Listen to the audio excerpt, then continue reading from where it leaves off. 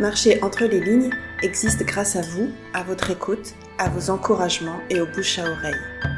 Accessible à tous, il exige cependant des moyens financiers importants.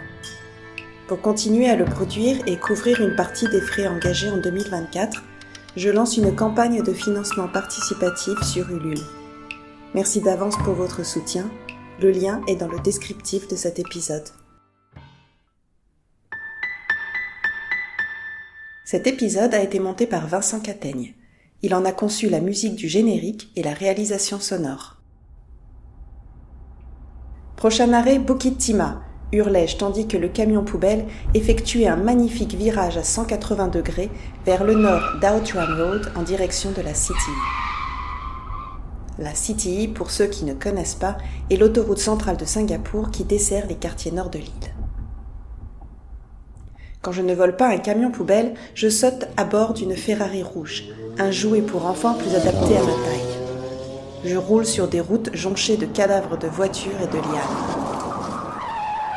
À Singapour, c'est le chaos. Je passe au scooter, je conduis une voiture de golf. Je fais des allers et retours entre Blair Road et le Rail Corridor, tiraillé entre le désir de retrouver les miens et celui de venir en aide à mes nouveaux amis. Pour venir ici, j'ai voyagé en avion, depuis l'Indonésie, caché dans une peluche. Par contre, je n'ai jamais pris le train. Sur le Rail Corridor, l'ancienne voie ferrée qui reliait autrefois Singapour à la Malaisie, je saute d'arbre en arbre. Je suis un singe, et même le dernier de mon espèce. Mon nom, c'est Gus, The Life and Opinion of the Last Ruffles Banded Langur de John Grisham, publié en 2024 chez Epigram Books.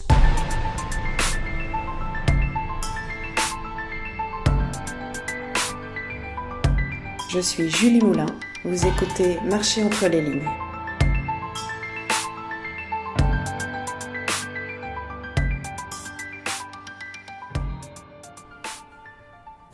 Je rencontre Gus le 20 avril 2024 à la librairie Book Bar, une des rares librairies à Singapour qui n'est pas encore fermée. Comme en France, on s'interroge sur la disparition de ces lieux de culture. À Singapour, on évoque le prix exorbitant des loyers, la compétition des plateformes sur Internet et des grosses enseignes, l'utilisation des e-books, mais aussi l'efficacité et la richesse du fonds des bibliothèques. Book Bar a été créé en octobre 2023 par Alex Chua, un ancien employé de la librairie Epigram Bookshop, branche de la maison d'édition singapourienne Epigram Books, dont le fondateur Edmund Wee est une figure locale. Epigram Bookshop a malheureusement cessé son activité en décembre dernier, ajoutant un nom de plus à la liste des librairies ayant fait faillite l'année dernière. Book Bar est spécialisé dans la littérature sud-asiatique. Alex Chua y organise des rencontres littéraires, des séances de lecture et de partage, mais aussi des dégustations de vin. C'est un lieu culturel vivant où j'aime aller écouter des auteurs, acheter mes livres, rencontrer des amis, lire et venir discuter. Le père d'Alex a toujours une histoire à raconter, comme son oncle Richard, parfois de passage, qui est francophone, vit en France. Son fils est une vedette de la cause animale aux États-Unis. Mais retournons à Book Bar, sur Duxton Road. Le 20 avril 2024, il y avait une rencontre entre John Grisham et Bali Korjaswal, dont je vous ai parlé dans le dernier épisode. La rencontre s'intitulait « Go Local », voyager localement. Je m'installe au premier rang. Les deux auteurs ont en commun d'avoir écrit des romans avec pour décor Singapour. La discussion est documentée par des photos des lieux dans lesquels évoluent leurs personnages. Des personnages plutôt inhabituels. Unconventional heroes, me dira plus tard John Grisham. Bali Korjaswal, comme on le sait, rend visibles les employés de maisons philippines. John Grisham, lui, donne la parole aux vivants, à la nature, à une foule hétéroclite d'animaux et d'humains, dont un comptable singapourien qui rêve de devenir clown, une infirmière philippine en deuil, et surtout, un singe. Gus, The Life and Opinions of the Last Ruffles Banded Langur, la vie et les idées du dernier langur à bande de Ruffles, est finaliste en 2023 du Epigram Book Fiction Prize, un prix qui récompense depuis 2015 un manuscrit original de langue anglaise écrit par un auteur sud-asiatique ou résidant en Asie du Sud-Est. Au moment de la pandémie de Covid et des confinements, alors que les migrant workers, les ouvriers migrants, sont parqués dans leur dortoir, la nature à Singapour reprend ses droits. Cela inspire à John Grisham un roman dystopique, chaotique, absurde, un roman qui se lit comme un film d'action, un éco-thriller, lira-t-on dans la presse, un roman dans lequel Singapour, dont on connaît l'obsession pour l'ordre, perd totalement le contrôle de la situation. A Singapore which lose control, écrit le Straits Times. Ce qui fait de Gus, The Life and Opinions of the Last Raffles Bandit Langer, un roman oxymore. The name's Gus. I'm a Raffles Bandit Langer. I am Lotong Chenica, Presbytus Femoralis. And, I glared at Juliet, I'm going to Bukit to find my family. Mon nom, c'est Gus. Je suis un langueur à bande de Raffles, Lotong Seneca en malais, Presbytis Femoralis et...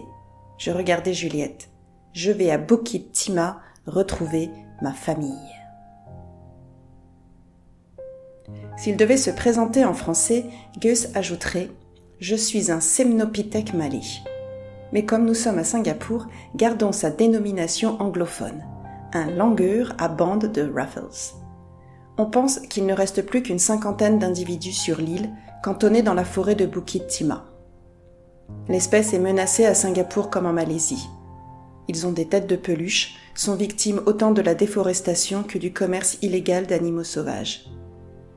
Quand quelqu'un en voit un, l'atmosphère est à la fête sur les groupes Facebook des amoureux de la nature.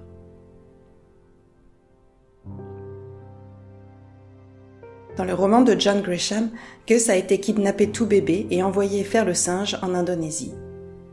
Le voici de retour à Singapour à la recherche des siens. 400 pages pour tenter d'arriver à Bukit Timah. Je peux vous dire que c'est épique.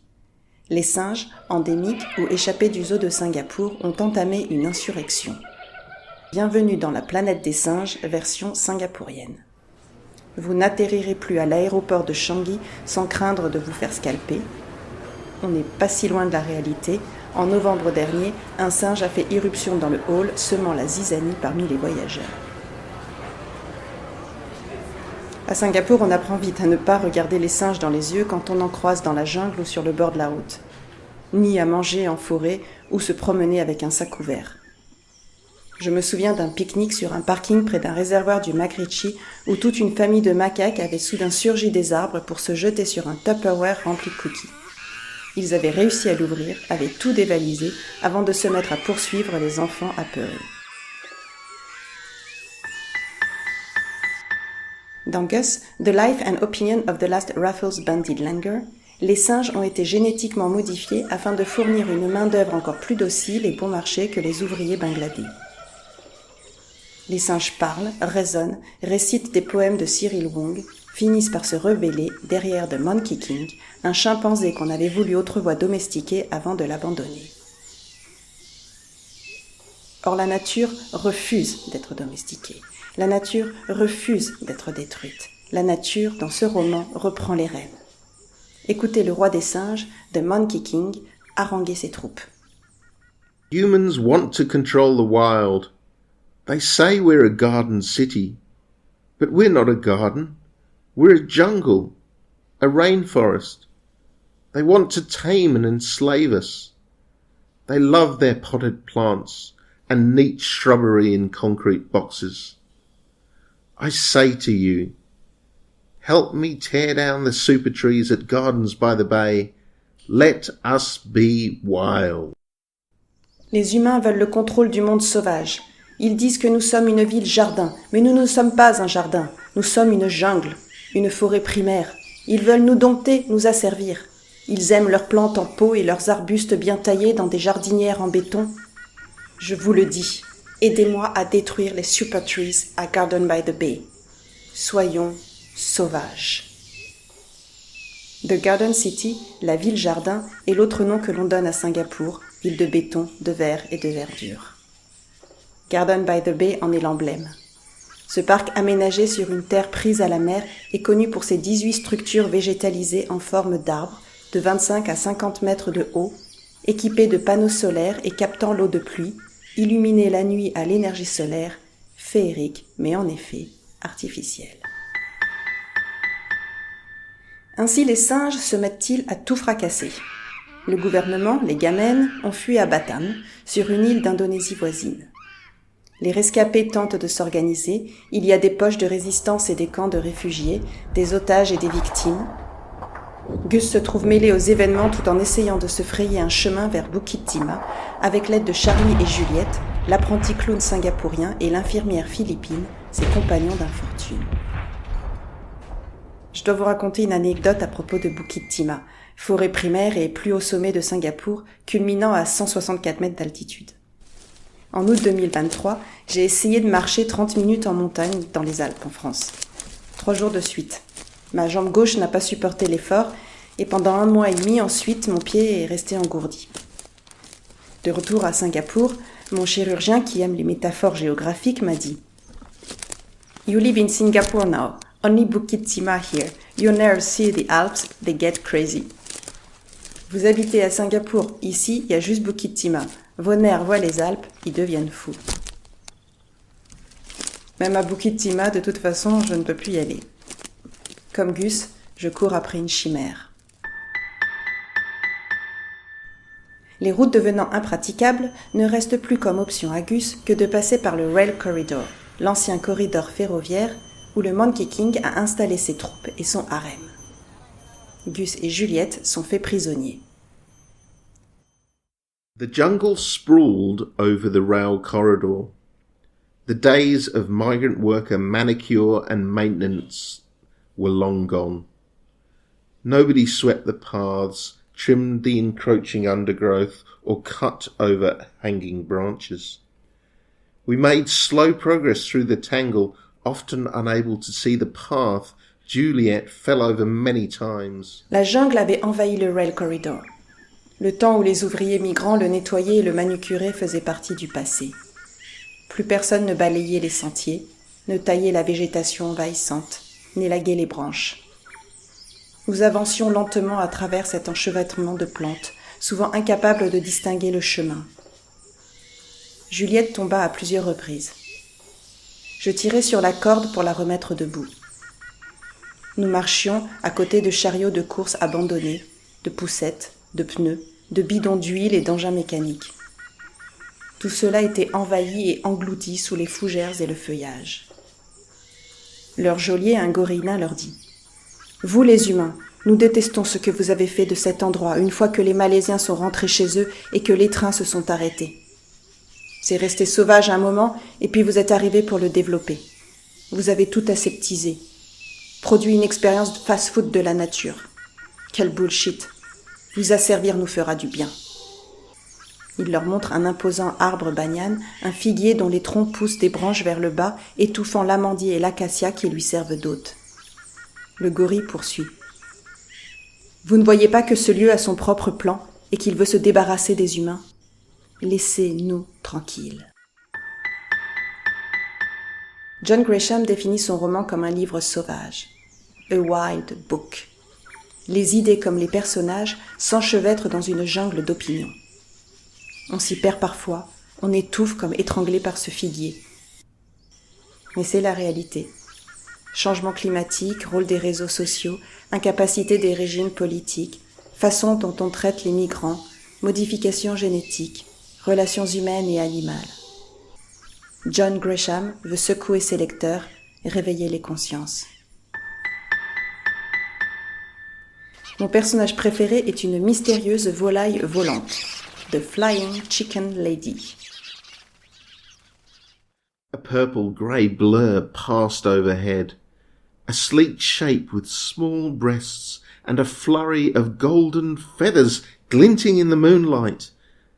The flying chicken lady once more zoomed in from the land of dreams, touching my heart with hope, telling me to go, go, go. Une ombre violette grisée passa au-dessus de nous, un tourbillon de plumes dorées scintillant sous le clair de lune, une silhouette élégante aux petits seins. La Flying Chicken Lady m'apparaissait de nouveau du royaume des rêves, insufflant dans mon cœur l'espoir, me répétant « Vas-y, vas-y, vas-y ». John Grisham fait parler les animaux, les singes, mais aussi les oiseaux, les lézards, les insectes, ici un phasme. Bloody hooligans. Why are they always yelling? Don't they know? No loud voices. Bloody cicadas are too much as it is. So hard to concentrate on being a twig. Sales hooligans. Pourquoi ils crient toujours?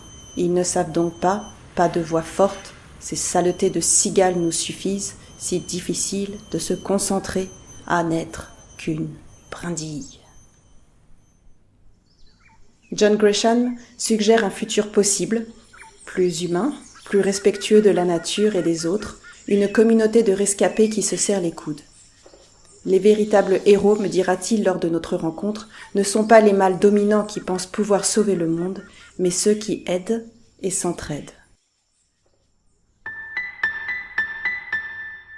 Le Straits Times, l'organe de presse à Singapour, écrit « Ce roman est une merveilleuse géographie du paysage urbain et aménagé de Singapour. » Je me promène. Je marche de long en large dans un HDB de Spottiswoode Park avant que celui-ci soit détruit, non pour construire plus haut, plus grand, juste détruit. Je slalome entre les lianes, les fleurs et les carcasses brûlées sur Spooner Road, Outram Road et l'autoroute de Keppel. Le CBD, le centre financier, n'est plus que le squelette arrogant du passé, écrit John Grisham, et l'île artificielle de Sentosa, une jungle inaccessible. Je grimpe dans la canopée de Clementi Forest à Kentridge, sautant d'arbre en arbre, du Jelutong au tulipier du Gabon, en passant par les arbres à soie dont les fleurs roses et blanches en forme de plumeaux s'écrasent au sol. Je marche le long du fameux Rail Corridor. Arrêtons-nous un instant. Le Rail Corridor mérite quelques mots. Cette bande de terre qui traverse Singapour du nord au sud appartenait jusqu'en 2011 à la Malaisie. Le corridor ferroviaire a fait l'objet de longues disputes juridiques. La terre a finalement été restituée à Singapour et les rails démantelés. Aujourd'hui, on ne va plus en Malaisie que par une chaussée surélevée au-dessus du détroit de Johor, la Causeway. Singapour a préféré aménager l'ancienne voie ferrée en corridor écologique, construire de nouveaux logements, développer son propre réseau de métro et proposer des aires récréatives et de sensibilisation aux vivants.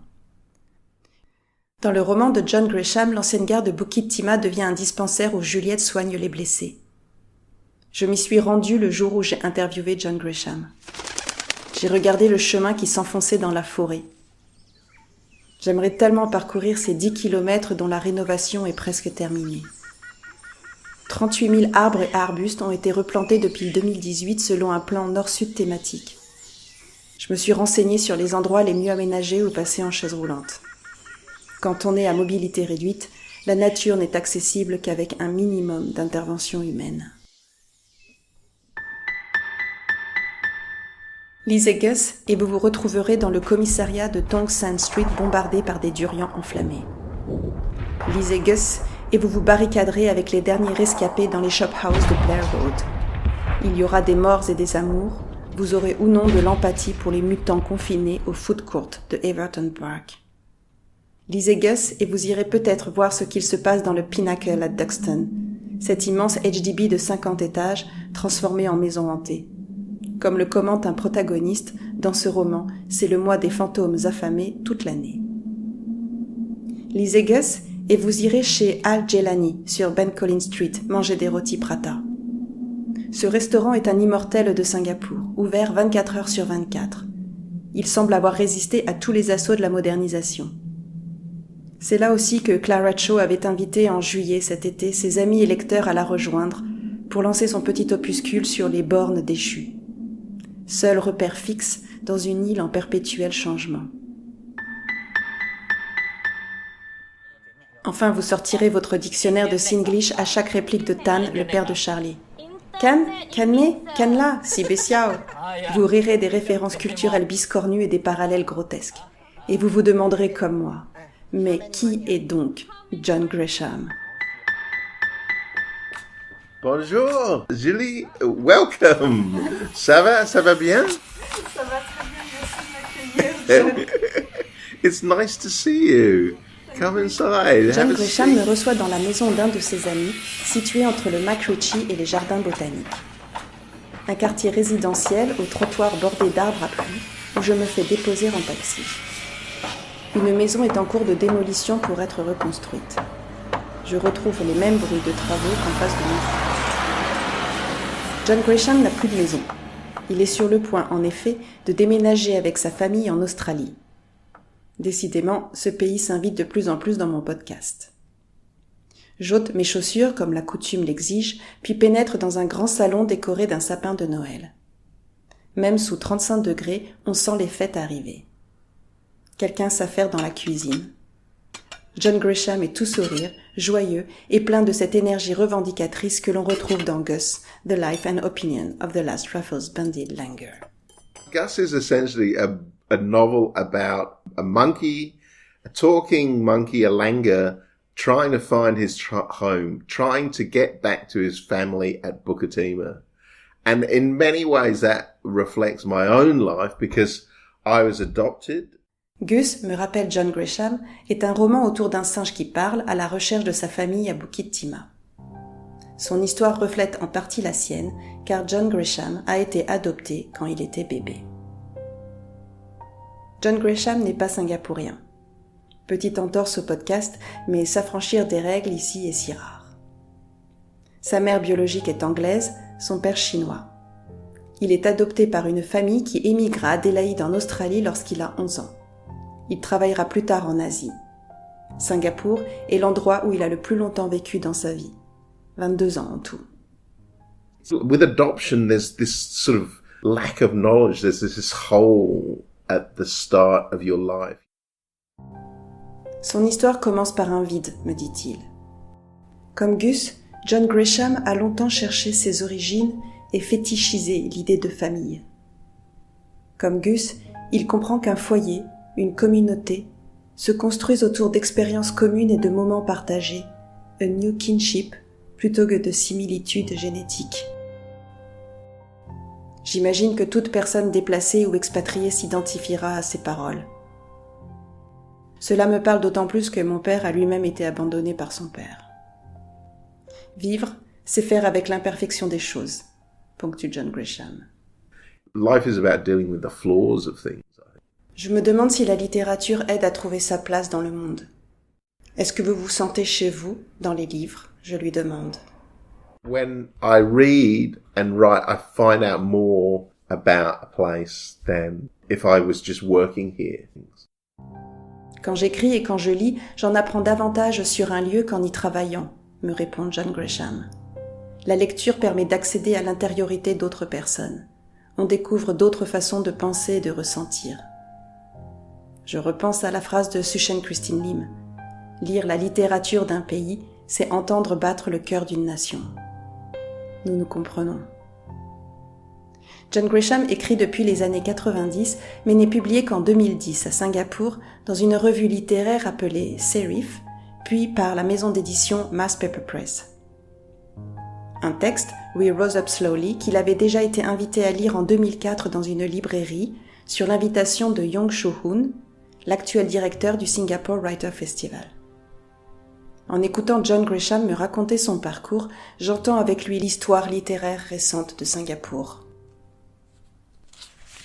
Au début des années 2000, me dit-il, le paysage littéraire singapourien est restreint à quelques grands noms, comme Catherine Lim et Susan Christine Lim, dont je vous ai présenté le roman The River Song dans l'épisode de septembre. Mais on peut aussi compter sur les poètes Alvin Pang, Paul Tan et Yeo Ka Chai, dont j'ai la chance d'avoir croisé la route grâce à Clara Chow. Des personnalités qui encouragent et promeuvent les auteurs émergents, me dit-il, via le Singapore Writer Festival, le festival du livre de Singapour, que dirige Paul Tan puis Yeo Ka Chai de 2010 à 2018. Petit aparté, la poétesse Pooja Nancy leur succédera de 2019 à 2023. Elle mettra d'ailleurs la France à l'honneur en 2022, ce qui lui vaudra en 2024 d'être décorée de l'insigne de chevalier de l'Ordre des Arts et des Lettres. Ces 10 dernières années, la scène littéraire s'est épanouie et diversifiée, s'enthousiasme John Grisham. Whereas now, there's hundreds of really good Singapore writers, poets as well as fiction writers. On compte aujourd'hui une centaine de romanciers et de poètes singapouriens. Outre le festival, des événements littéraires ont lieu régulièrement. Plusieurs prix sont décernés à des œuvres d'auteurs singapouriens ou sud-asiatiques. Les artistes peuvent compter sur le soutien du Singapore Book Council. Les groupes de lecture et les programmes au sein des universités fleurissent. Mais les librairies ferment, penserai-je plus tard.